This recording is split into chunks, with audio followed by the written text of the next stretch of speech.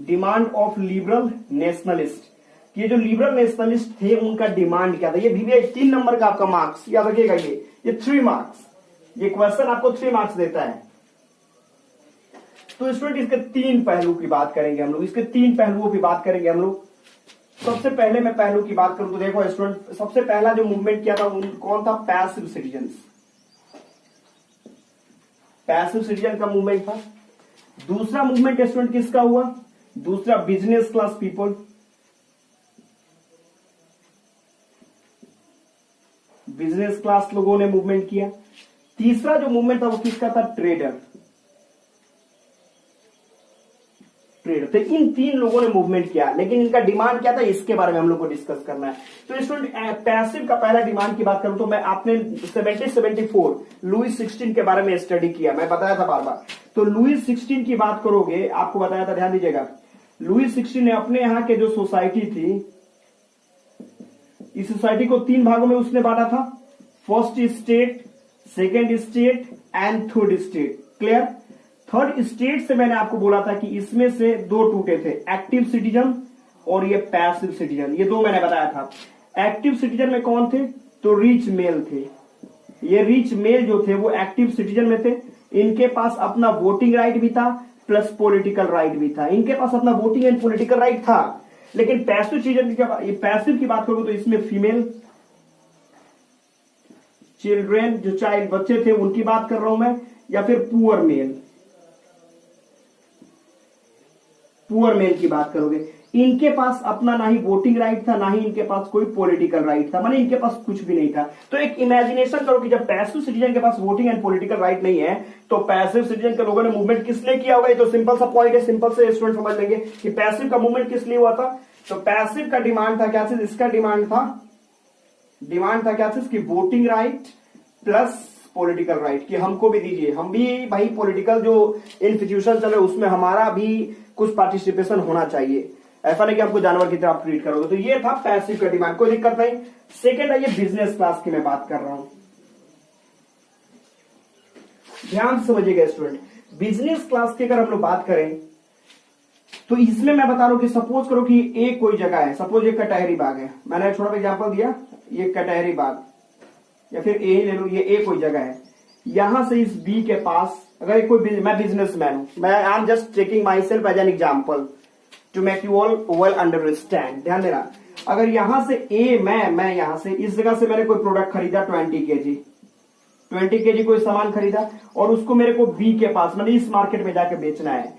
तो इस मार्केट में सेल करने के लिए जैसे मैं यहां पे आ रहा हूं तो ये 20 केजी यहां पे आते हैं तो कितने में बदल गया? 10 केजी। ये क्या इंडिकेट कर रहा है? कि मेजरमेंट सिस्टम जो था वो इक्वल नहीं था।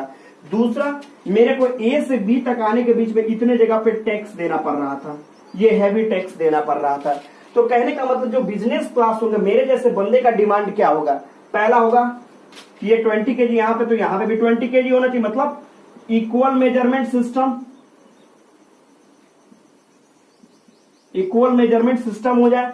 दूसरा, ये जो टैक्स हैवी लग रहा है, ये टैक्स में नहीं देना चाहूंगा कि मैं टैक्स नहीं देना चाहता, तो ये क्या होगा मेरा? Removal of all internal duty taxes.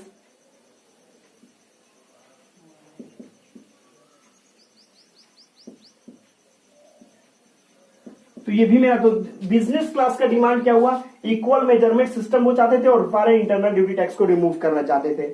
अब चलो स्टूडेंट ट्रेडर की तरफ हम लोग बात करें। अब ट्रेडर का मतलब क्या था कि सपोज करो कि ट्रेडर्स जो थे, जो एक देश से दूसरे देश में जाके व्यापार करते, ट्रेड करते थे, उनको ट्रेड करने के पहले अपने जो रूलर्स थे उन लोगों से परमिशन लेना पड़ता था। अब एक छोटा सा एग्जांपल देखो कि मैं I can teach you all well.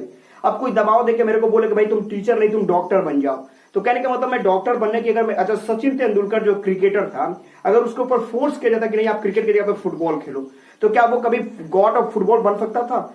तो कहने का मतलब है जिसका अपना चॉइस होता है उस क्षेत्र में वो जाए। तो ट्रेडर का डिमांड था कि भाई क्यों मैं आपके फोर्स के आधार पर मैं कोई काम क्यों करूं, मैं अपने तरीके से, अपने इंडिपेंडेंट तरीके से काम करना चाहूंगा। तो ट्रेडर का डिमांड था क्या था? इसकी ट्रेड यूनियन को इंडिपेंडेंट करो।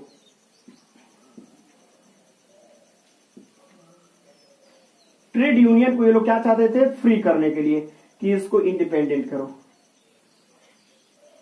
इंडिपेंडेंट करो। तो ये है 3 नंबर का ये VBI क्वेश्चन है स्टूडेंट, जो कि आज के टॉपिक की बात करेंगे हम लोग आज। अब इसको थोड़ा सा और तरीके से हम लोग लेके चले।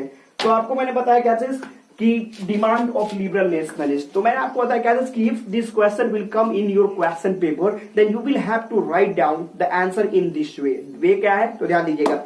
सबसे पहले आपको लिखना है क्या चीज कि इन liberal nationalist the demand of liberal nationalist the demands of liberal nationalists were as follow। पहला लिखोगे क्या चीज की डिमांड ऑफ क्या चीज पैसिव सिटीजन। तो आपको लिखना होगा क्या चीज की during Louis XVI the society of France was divided into 3 different parts, first, second, third state, and in third state the society was divided into 2 parts, active and passive citizen। in active citizens rich male were just available and they did have all voting and political rights, while the passive citizens in which female, poor men and children were just available, they did not have any type of voting and political right। That's why their movement was for what, to gain, to restore voting and political right for passive citizens।